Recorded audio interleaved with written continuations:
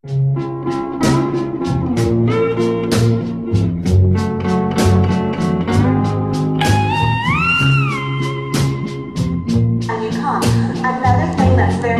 about those ladies, aside from the fact that Aviva Voila fills out her bathing suit real nice in the back, is that they're selling raffle tickets. And the raffle tickets, we have a super neat prize. It is a book signed by Ann Bannon, the author of all the Beebo Brinker novels. Yes, that's it, right there. All right. So make sure you make friends with these girls, buy your raffle tickets, buy a lot of them, and sign into the passport. So, I guess it's time for a show now? Well, so, I didn't really hear anything, so I'm feeling nervous that maybe it's not time for the show, and Ditsy Ladivia needs a little assistance sometimes, so maybe if you could give me a real big green light go. I think it's time for a show now. Green light go. Green light go. That was really fun. Okay, so we'll do the show now. Cats and kittens, buckle your seatbelts, because it is time for the hip tunes of 1955's most smoking cats. They are the Cooper Smith Quartet.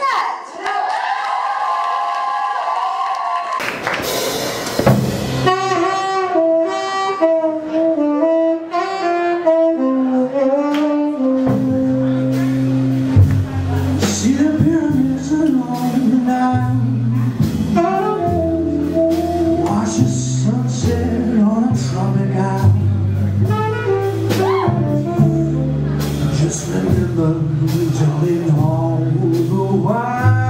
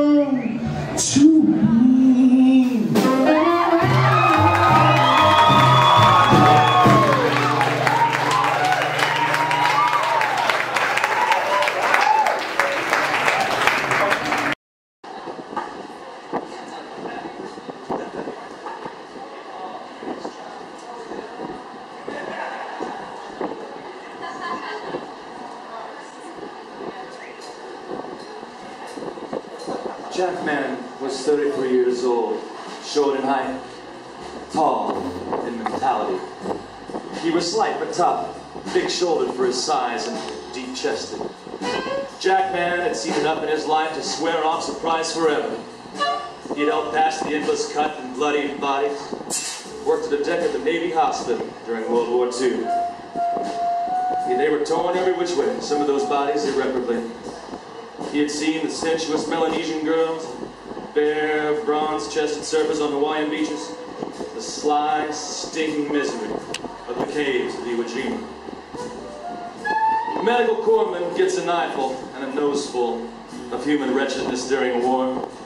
When it was over, Jack left the service to vow to lead a quiet, uncomplicated life, but never to hurt anybody by so much as a pinprick. During those war years, when Jack was holding heaving sailors over the head and labeling countless blood samples, he had fallen in love. It was a lousy affair, unhappy and violent, but peculiarly good now and then. Good enough to sell him on love for a long time. He organized his life around it. He earned his money to pamper whatever passion came his way. That was the only real value his bank account held for him. Reflecting back on his days in the military, Jack sometimes wondered how he'd made it out alive. And he wasn't even thinking about the war part. The Navy was no safe place for a guy like him, you know, a friend of Dorothy. Some would have called him, had they known Jack's true nature. Yes, Jack was batting for the other team during the war years, but somehow, in spite of the close quarters of Navy life, he managed to stay hidden in plain view. And he wasn't the only one. Jack had a knack for recognizing his own. The minute he saw Trojan Original, he knew he wasn't the only one hiding in plain view.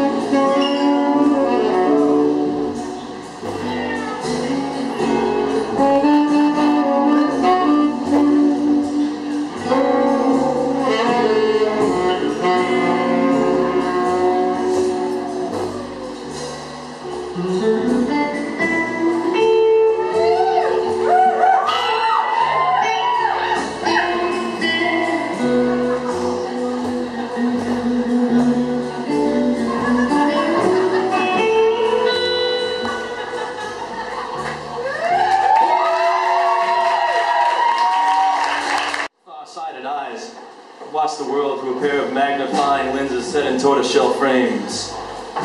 They were seeing sharply these days, though, for Jack was between lovers, bored and restless. Because this was often the case, Jack became witness to many things in Greenwich Village that went unnoticed to the untrained eye. Unlike most gay men, he knew enough about the lives and loves of gay women in the village, women fueled by lust and booze, that he could write a series of pulp novels that would all become bestsellers.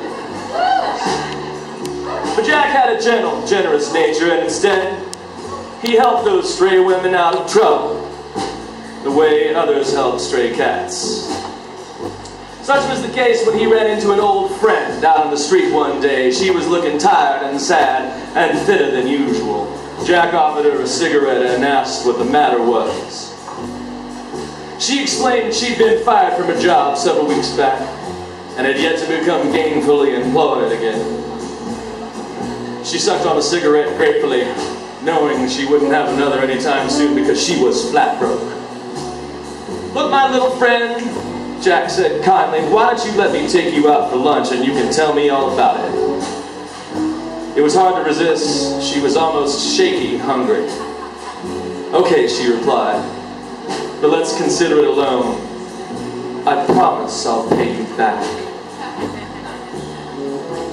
Jack smiled at her. "Fair enough," he said as he guided her down the block to a diner where Miss Polly Wood proceeded to tell him her story.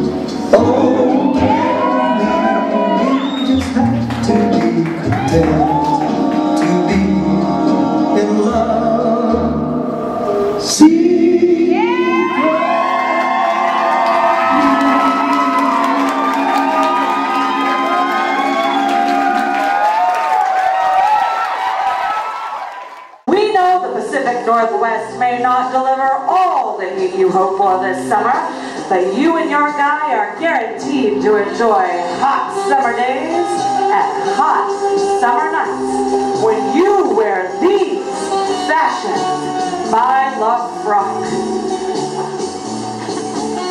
Its first up is modeled by Tanya Diamond. It's so hot, you and your man will need a fan.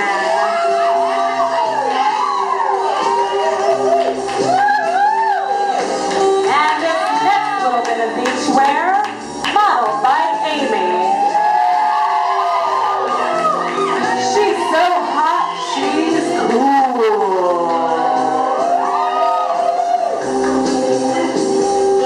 Our next model up is Candy Apple. Hubba, hubba, how he'll love ya in this sexy little lingerie. Next up, we have Miscellaneous. He'll take a gander at this getup and never want to let you go. And finally, we have Miss Madison Avenue.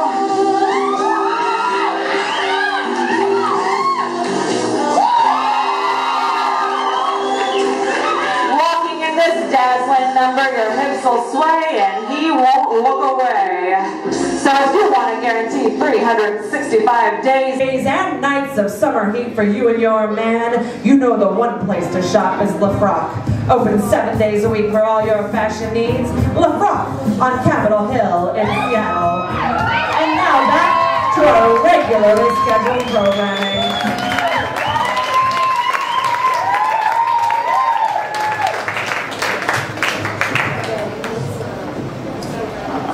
New York was a big city, and not every girl was as careless and fancy-free as the LaFrock fashion models. Some girls were a little different. Some girls lived in the shadows. Members of the third sex.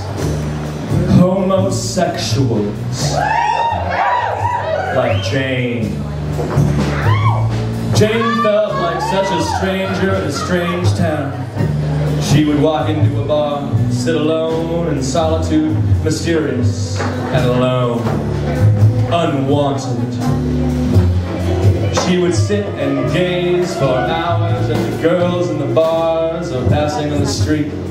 The gay girls in the dark corners of the club seemed so smooth and easy with each other, like members of an exclusive sorority. Watching the girls longingly, she was keenly aware of how much she envied them. She was often drawn to one enough to obsessively daydream about her. She knows how it feels to want what I want. Male eyes seem to stare at, fingers pointing, voices laughing. A male voice broke through the noise. You are queer, aren't you? By God, I know it. Hot blood came to Jane's face. She stood shaking and her heart pounded as if she was running up a steep hill. She's my wife, you bitch. What's going on between you two? You want her, admit it. Jealous anger arose in his voice. You're perverting her, perverting my wife. You're sick, girl. You need a doctor, and that's the truth. You hold nothing sacred. You're a walking profanity. You're a mockery of womanhood. I'll call the cops if I have to get you away from my wife. He turned on his heel and walked out. Jane fell to the floor, whimpering, crying desperately, unable to lift herself off the filth of the black floor and completely unaware of anything but the hysterical fear that gripped her. Poor girl.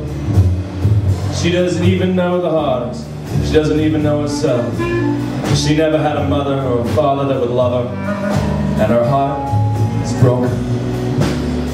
When you look at it that way, everyone is a stranger in this world, and everyone's got to have a chance to find love. When you got a little love, the rest don't seem so strange or sad no more.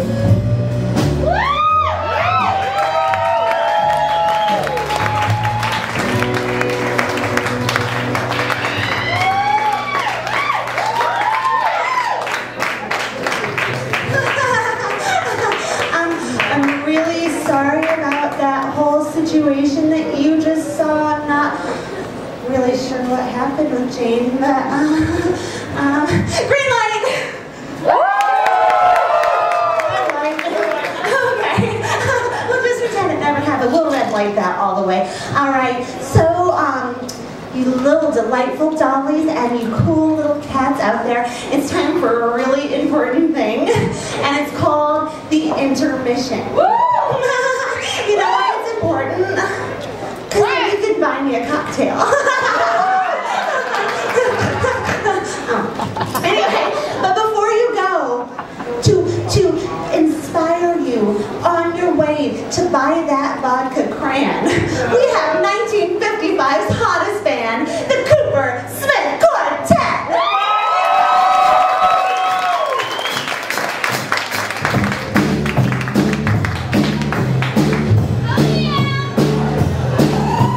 Every day, baby, when the sun goes down, I get with my car and I begin to clown. I don't care what the people thinking. I ain't drunk, I'm just drinking. So set 'em up, another round. Set 'em up, another round. Set 'em up, another round. More rounds won't get me down.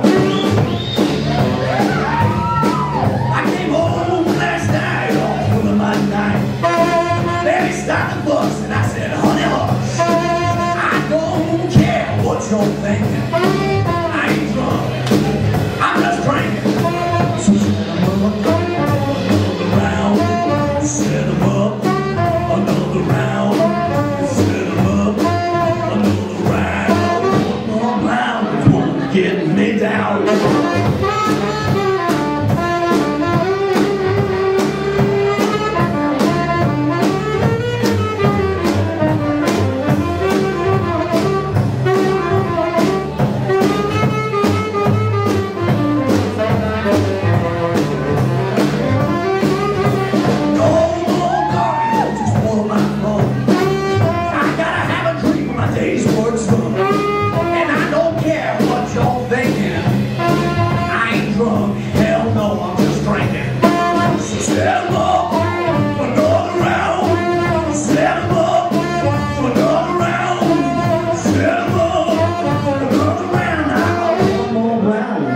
Get me down.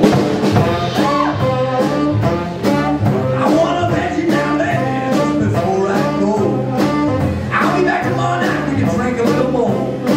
And we don't care what the people's thinking. We ain't drunk, we're just drinking. So set 'em up, another round. Set 'em up, another round. Set 'em up, another round. One more round won't get me down. I ain't drunk, I'm just drinking, that's all. And that's probably what y'all should be doing at the bar right now.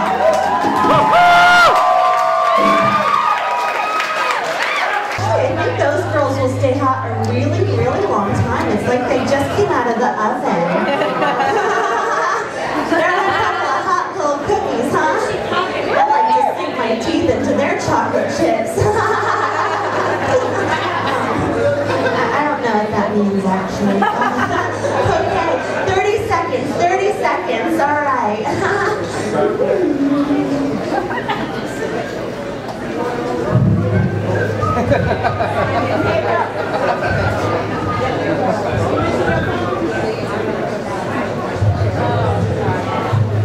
Oh my gosh, for once I think people were having a hard time hearing me. My boss says he can't stand the sound of me, it's just incessant. Incessant, I don't even know what that means, but it's another big word, so I think he must mean smart, right? Okay, I think that's it. Ladies, are we ready for a drawing? I bet you could put that on the table and bend over in a provocative manner. It would make the ticket tearing way more interesting. Alright, okay. Maybe I'll even help. Oh my god, this is a whole lot of ass in your face. Hold on.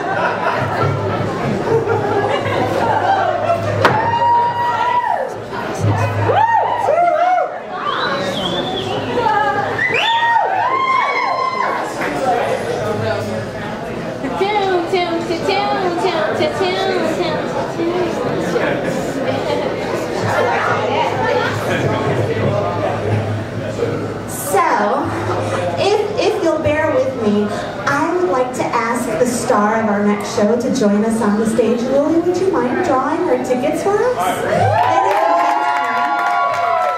Please welcome. She was second runner-up in Miss Exotic World. She is Miss Lily Verlaine.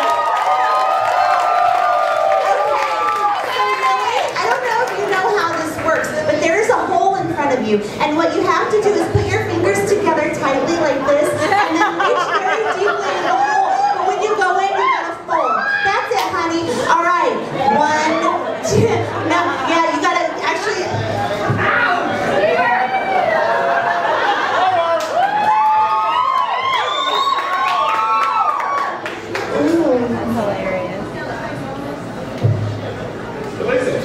She is very corrupt. Do you want to read it into the mic as well, Lily?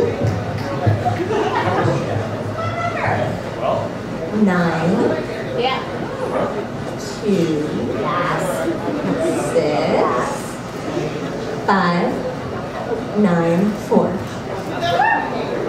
Got it. 594. Going once. Oh, we have a winner! Come on. Thank you, Lily Verlaine. And you won the prize, honey. Come on up and get it real quick like.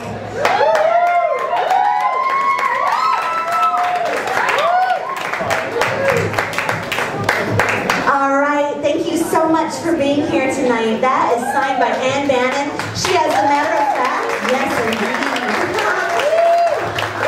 Ann Bannon signed that on this very stage last month. Were any of you here when Ann Bannon? It was super exciting, right? Okay, so are we ready for a show? Green light! Red light. Okay. We'll just pretend it never happened. We'll red light that all the way. All right. So, you little delightful dollies and you cool little cats out there, it's time for a really important thing, and it's called the intermission. You know why it's important? Because then you can buy me a cocktail. Oh. Anyway, but before you go, to inspire you on your way to buy that vodka cran, we have 1955's hottest band, the Cooper Smith Quartet.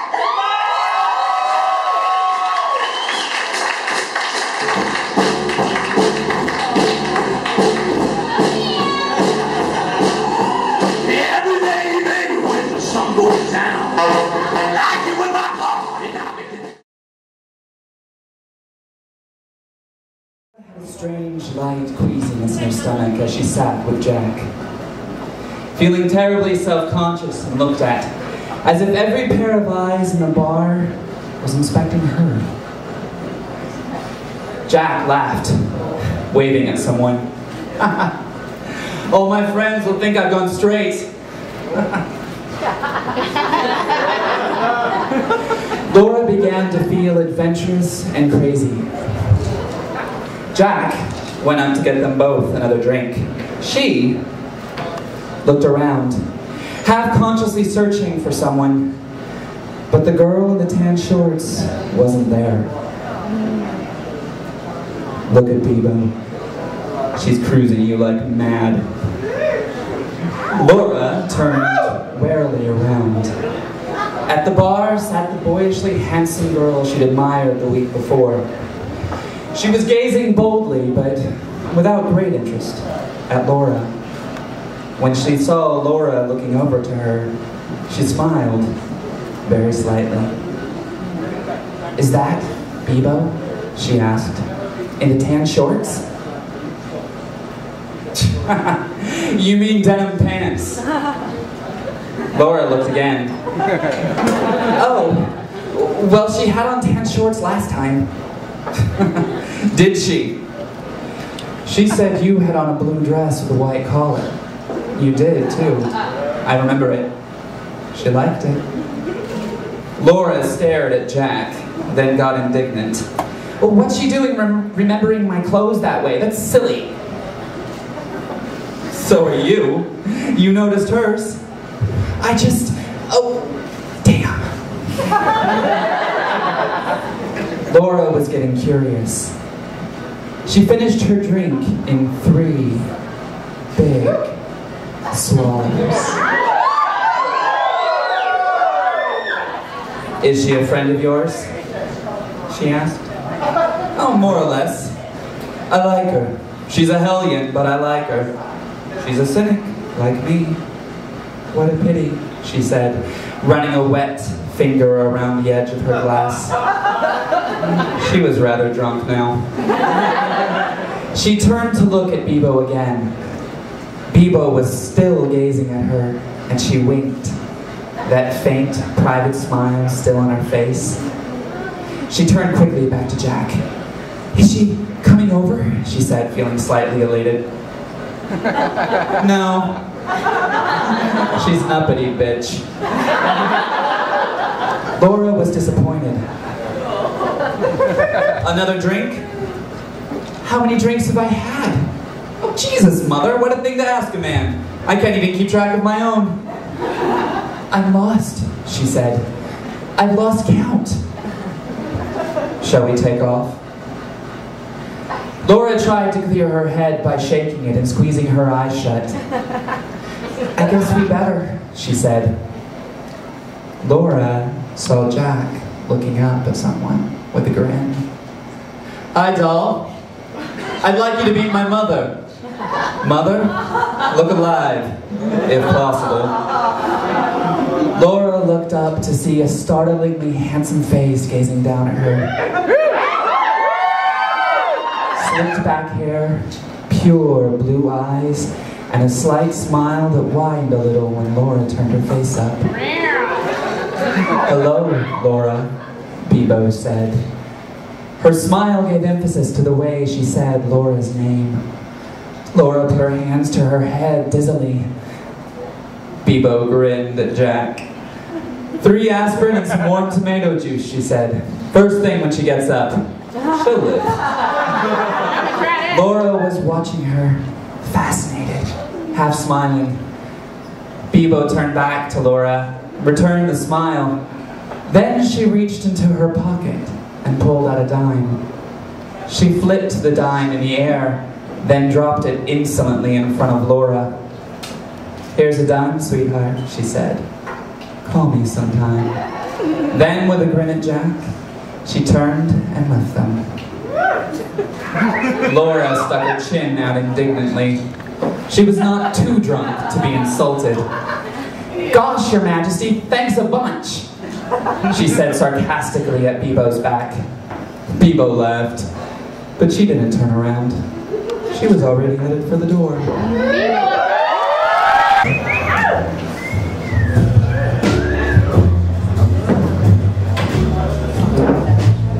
Jack was a familiar face at several gay bars in Greenwich Village, and the cellar was no different.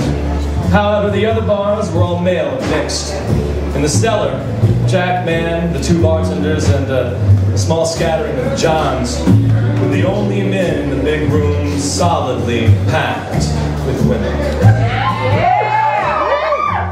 Jack fought his way through the crush of the bar, absorbing a lot of merriment directed at his masculinity. Sour grapes! He cried, good-naturedly, and inspired a chorus of laughter and catcalls. As he surveyed the crowd, he noticed a fresh, young-faced butch standing in the bar.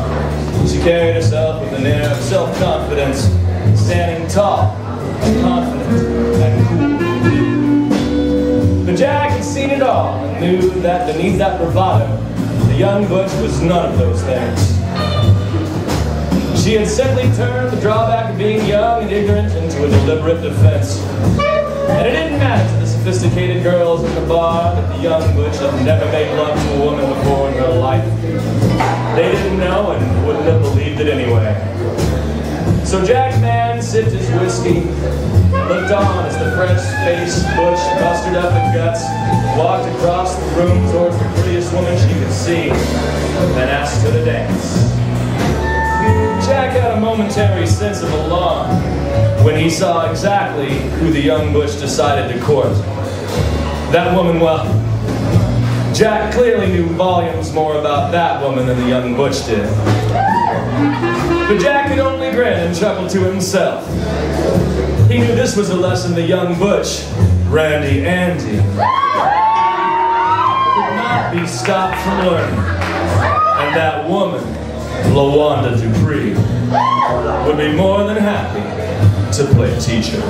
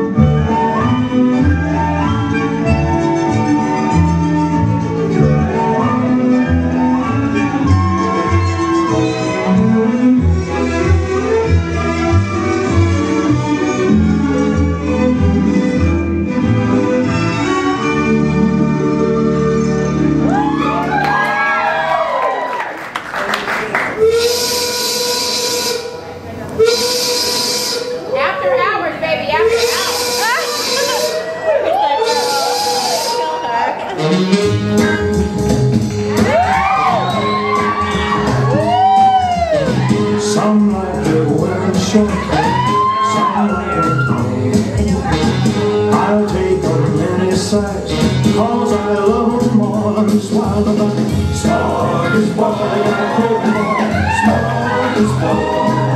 A little kiss here, a little kiss there, smorgasbord.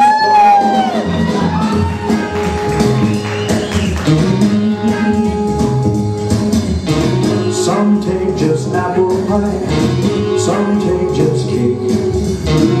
I'll take the dish I please, please the dish I take. Smorgasbord, smorgasbord. A little kiss here, a little kiss there, smorgasbord.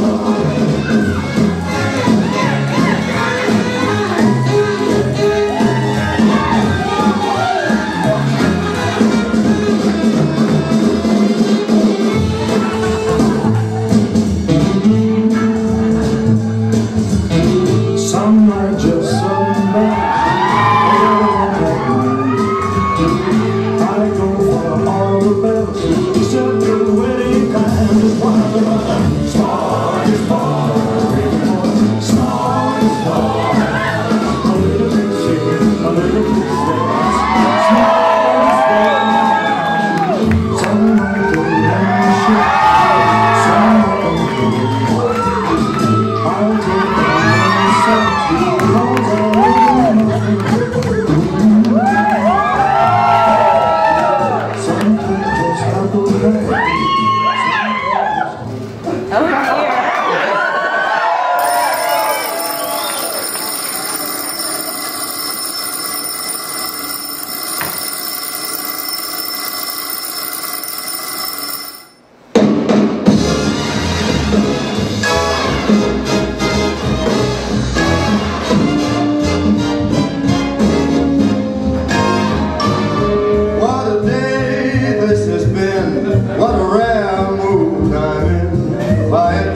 Almost like being in love. There's a smile on my face for the whole human race. Why, it's almost like being in love. All the music of life seems to be like a bell that is ringing for me. And from the way that I feel when the bell starts to peal, I would swear I was falling. I could swear I was falling. It's almost like being in love.